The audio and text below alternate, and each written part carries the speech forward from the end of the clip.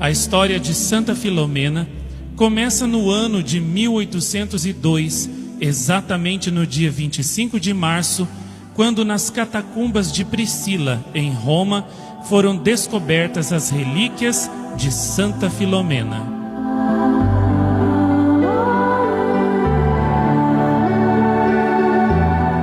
Naquele dia providencial, foi encontrado o túmulo de uma menina de mais ou menos 13 anos de idade. Na lápide que o fechava, estavam gravados diversos símbolos, como o da âncora, 2 flechas, uma lança, símbolos do martírio sofrido pela jovem. Um lírio, símbolo da pureza e da consagração total dela a Deus. Ao lado dos ossos, havia um vaso de vidro contendo um pouco do seu sangue. Na lápide do túmulo estava a inscrição: Lumena Pax Te Cum Fi.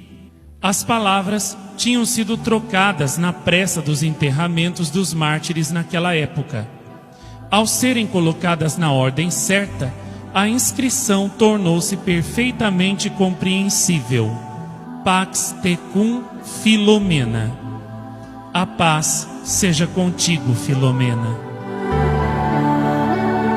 As relíquias de Santa Filomena foram confiadas a um sacerdote de Mugnano del Cardinale, chamado Francisco de Lucia, que levou o corpo da santa triunfalmente para Mugnano em soleníssima procissão.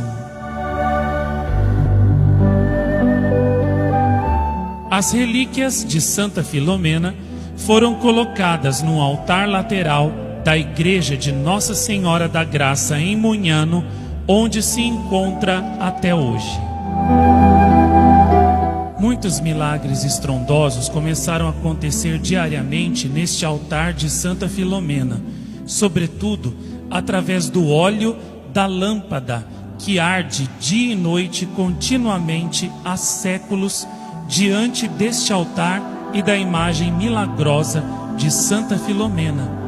Todos os anos, o óleo é trocado solenemente no dia do nascimento de Santa Filomena, 10 de janeiro, e este óleo é enviado para muitas pessoas escolhidas pelo Santuário de Mugnano ao longo de todo o mundo, e muitas graças acontecem com o uso de muitas pessoas escolhidas pelo Santuário de Mugnano ao longo de todo o mundo, e muitas graças acontecem com o uso deste óleo, sobretudo conversões e curas de doentes.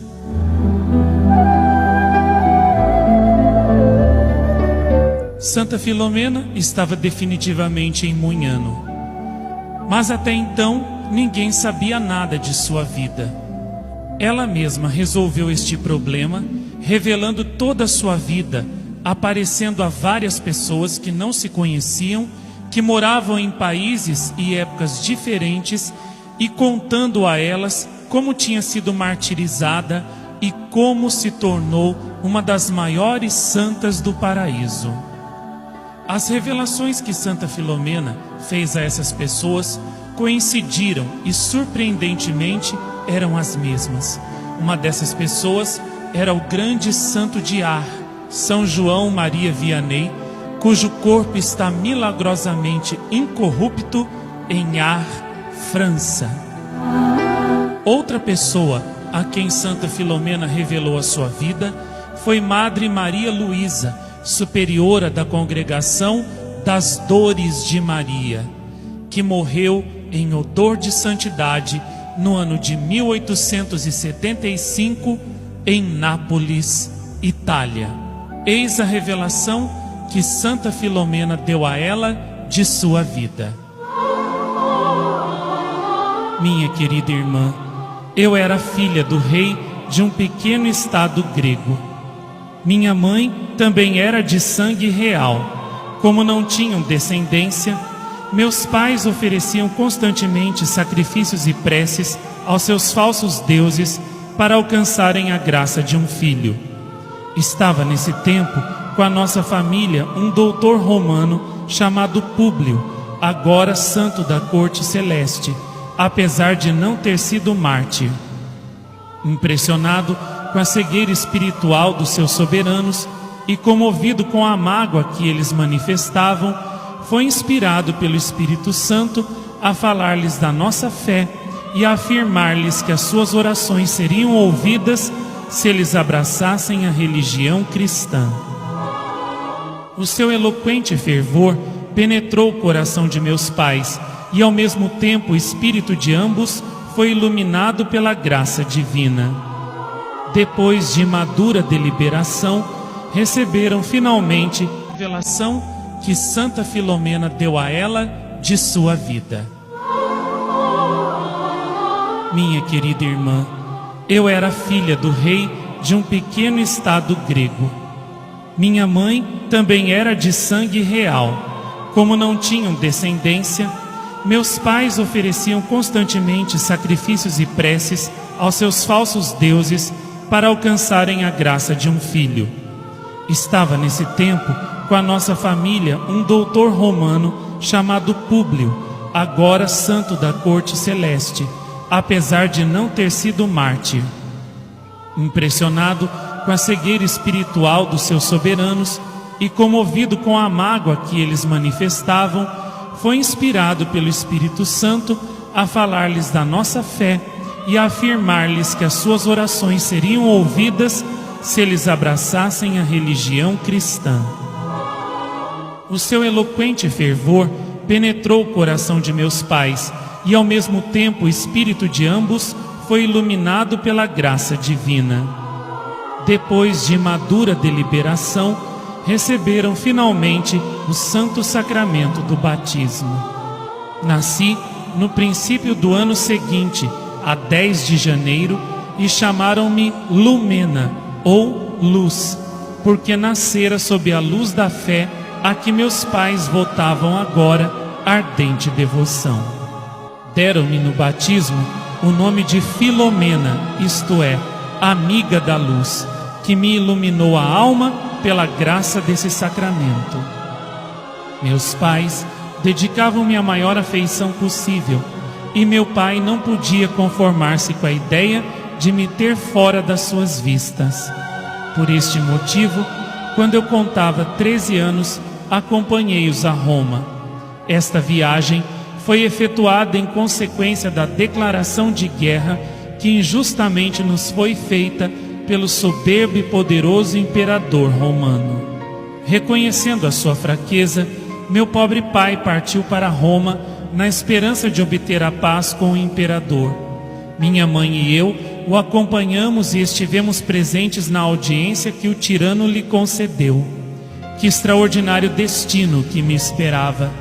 Enquanto meu pai calorosamente advogava a sua causa, tentando defender-se, o imperador, lançando-me furtivos olhares cintilantes, respondeu: Não te assustes mais, podes estar absolutamente descansado.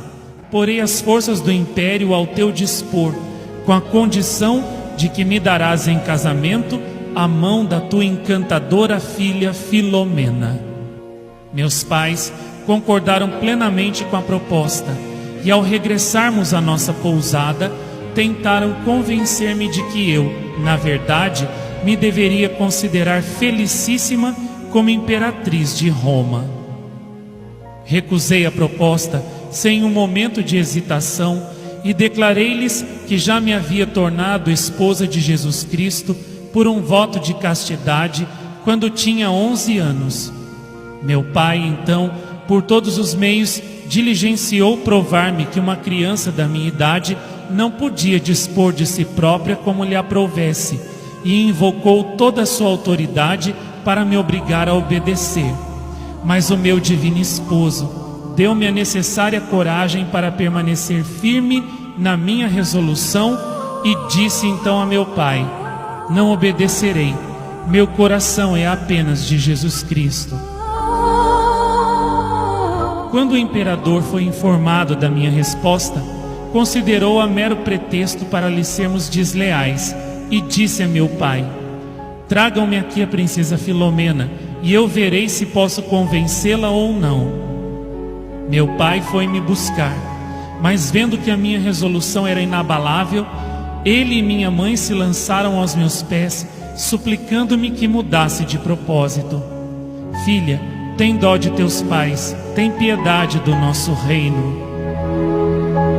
Eu respondi que os meus pais e o meu reino eram o céu.